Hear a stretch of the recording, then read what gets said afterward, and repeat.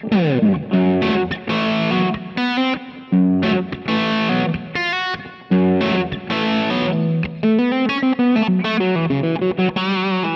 up, dudes? HW here. How y'all doing? Beautiful morning over in Nashville. That's probably a song that's gonna come out and be in CMT Fest. Probably. I don't know. Seems like they kind of all sound that way. Or it'll have some cool double entendre about like dumping your man and dumping your truck. Or, you know, I don't know. All these things are just... Music's in a weird spot right now. Let's not get into that. That ain't the point of today's video. The point of today's video, how you doing? My name's HW, and today we're talking about what is the amp in the room tone. And the reason we're talking about that is, you know, ToneX recently came out with the new ToneX cab. I did a video on it, and I said in there that it was...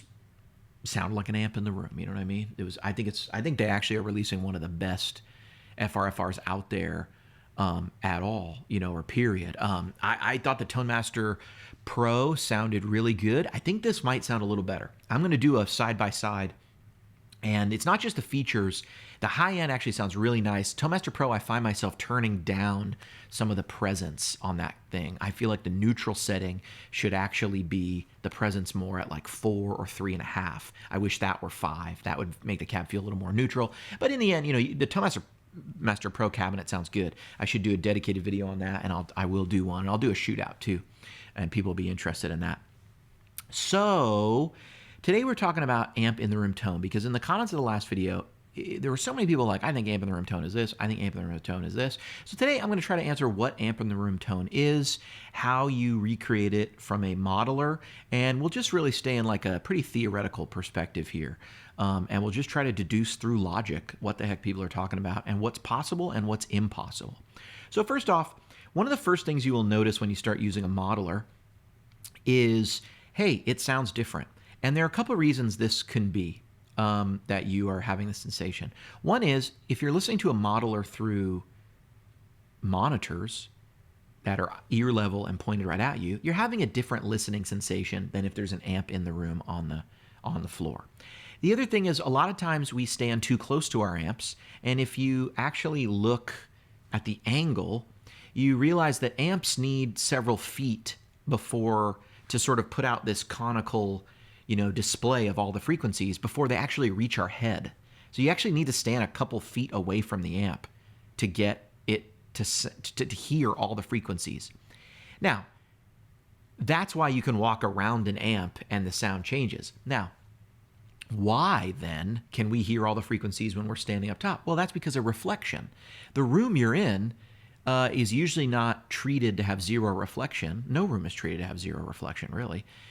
Except those rooms you can look up on YouTube. It's like the world's silentest room, and like people go crazy after like 30 minutes because they hear nothing. And it's like very alarming to hear nothing. You don't realize it, but the silence you hear is not actually silence. It's just very minimal, you know, noise. It's just no noise above what is the normal base stimuli that the brain is constantly weeding out because you're hearing it all the time. Like right now, I can hear a small hum from my heater that's on, but I would describe it as peace and quiet. You know what I mean? So people get that sensation. They're no longer listening to a large speaker on the ground with a ton of reflection in the room, and they're often now listening in headphones, or they're listening to a monitor pointed right at them. So that amp in the room tone often takes on the sensation of a lot of decibels, takes on the sensation of a lot of reflection from the room, and you're hearing the space around you. You're always hearing the space around you. That's why if you put your hand in front of your face like this, it sounds different than when you lower it. You're hearing the space around you. And that's a mechanism for survival.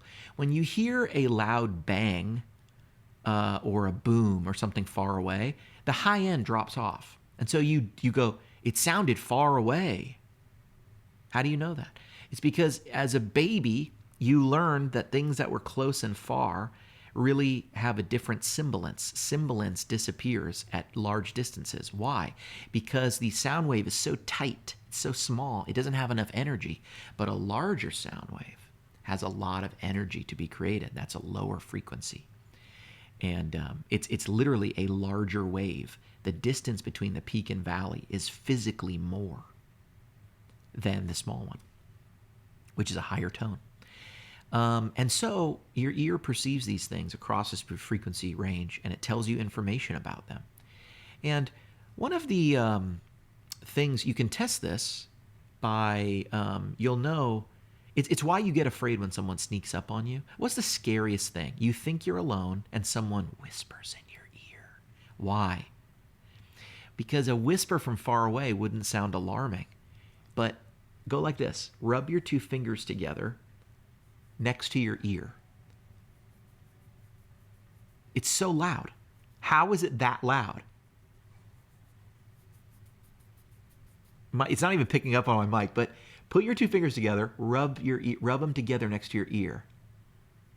It's why it's so crazy when a fly goes in your ear, a gnat. You go, ah! You know what I mean? You go like that. Because the brain is gathering information via the eardrum about the frequencies around us and what that tells us about distance and location and where things are. And so it's important to recognize that when you're talking about amp in the room tone, you're talking about location.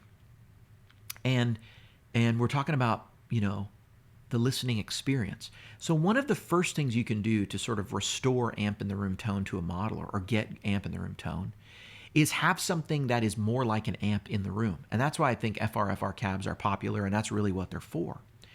You want to be able to put something in the room that's going to fill up that room, and now you're hearing the final filter of your sound. The room is backed in, whether it's an amp or whether it's the modeler, it's back, and you get more of like, oh, this feels more like an amp. That's one way to get closer to amp in the room tone, because that's one of the elements. The other thing is you want to make sure that the amp in the room tone that's being reproduced for you sounds like the guitar speaker. And so this is where it gets interesting. Now let's talk about the filters you have there. You have a couple filters that have to do with how is that tone being reproduced? Does that speaker that's quote unquote flat, and there's no flat speaker, everything colors your sound. It's just, does it color it in a very minimal way or a not so minimal way? And so those speakers, is it a cheap PA speaker that like really accentuates the highs? What's the accent in the speaker's EQ? Because they're always accenting something. They always have a measurement at a certain frequency range. You even can measure decibels, whether you weight it for A or C or whether you weight it for a different frequency. Then the decibel measurement actually comes out. How loud something is can change depending on how you weight it at the bottom or top. So we're trying to measure a human sensation, right? And it's a bit like describing a painting or describing, what something tastes like. It'd be easier to just show you. And so, unfortunately, I can't show you amp in the room tone over your phone or your iPad or your desktop or however you listen to this. So we are relegated to descriptions. So the one very important thing is, how good is your FRFR in the room to give you that amp in the room tone? Is it making your amp sound different? Because that will quickly give you a lot of ear fatigue. It will become draining on you. You'll go, that doesn't sound right. If you hear something as being a little too bright and shallow in the bass, you'll keep hearing that and you'll go, it just doesn't sound like the amp in the room. So you want something that reproduces the features of the amp accurately. But then that begs the question, well, accurately to what? Accurately to the model or to the capture? Because guess what? It was captured through a microphone. That's another filter. And it was captured through the position of that mic on the sort of speaker. Imagine you have a speaker here. A lot of highs, it gets more mid-range as you go out. You can turn it.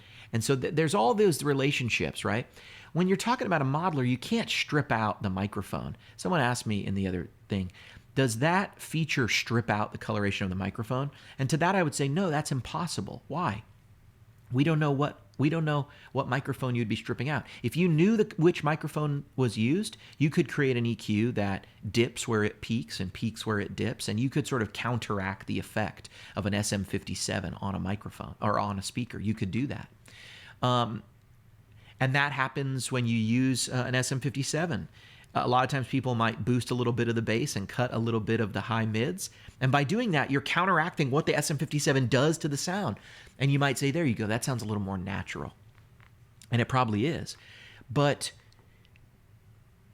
there's no way across the board anybody could make some control that sort of counteracts the microphone coloration, because we don't know what mics were used.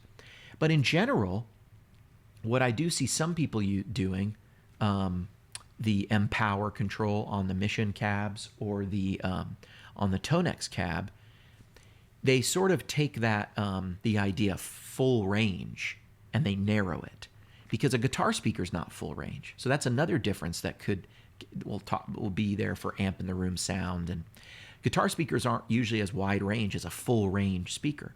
So why do we put guitar speakers through full range? Well, it's because if we want the speaker to reproduce maybe even a shimmer reverb, and as that shimmer would sound coming after the amp, we would put it in a flat speaker, because some of that shimmer can add an octave that would be outside the actual guitar's range. If you put a shimmer reverb in front of a deluxe reverb and the speaker will color the shimmer verb sound and the added sort of octave and frequencies that may be added in. But if you put that shimmer reverb after the microphone of the deluxe reverb, it will add all the frequencies it wants, not being colored by the microphone. It'll shape the tone of the reverb sound and everything. And then that will pass through to the listener or to whatever listening device they have. So that's another kind of difference that's there. And these are all very technical differences, but in this effort to say what is amp in the room tone, it's important to recognize you have a difference in the listening environment, which contributes to it. Do you have reflection or not? Are you at the same decibel level or not? Is something pointed at your ear or not, which has to do with reflections. Then you have the coloration of the microphones that captured the amp, as opposed to having the amp in the room with you. Because at that point, you're removing things from the chain. There is no microphone in preamp. At that point, your ear is the only microphone in play.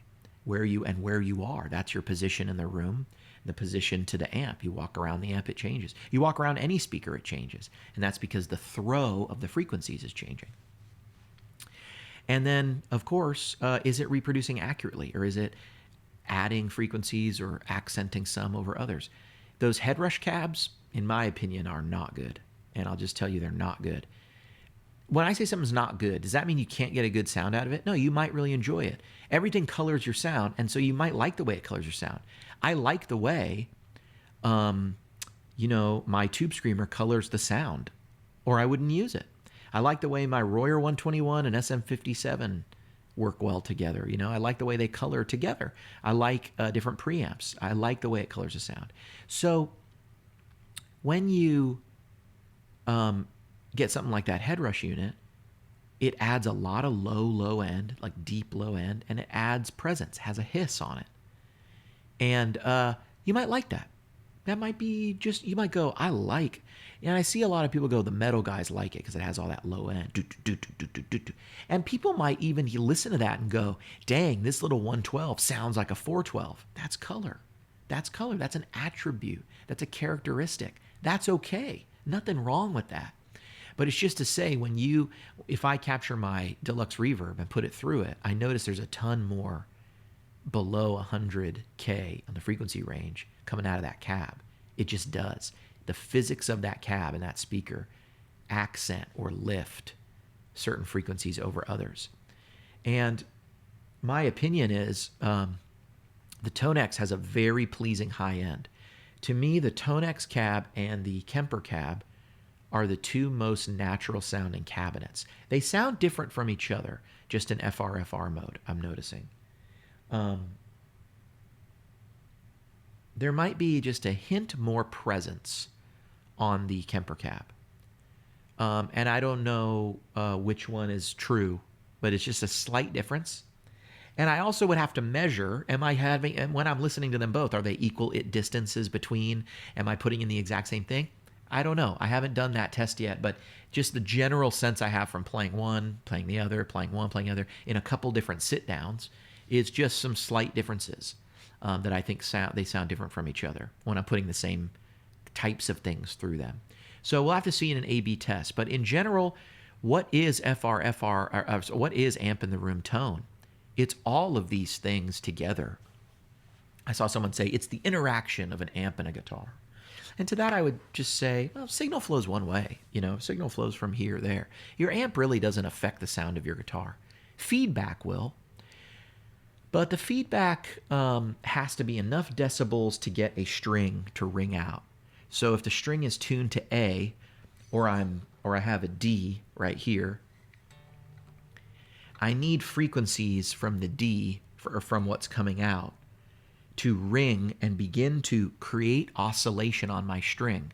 And that creates the feedback loop where the string is rattling, thus creating an electrical signal that's going into the speaker or the amp and everything. It gets to the speaker and it makes the amp rattle and create a vibration. And when that vibration makes it all the way back to the string, it creates more oscillation, feedback. It's feeding back and creating a feedback loop where the vibration of this begins to create itself, basically.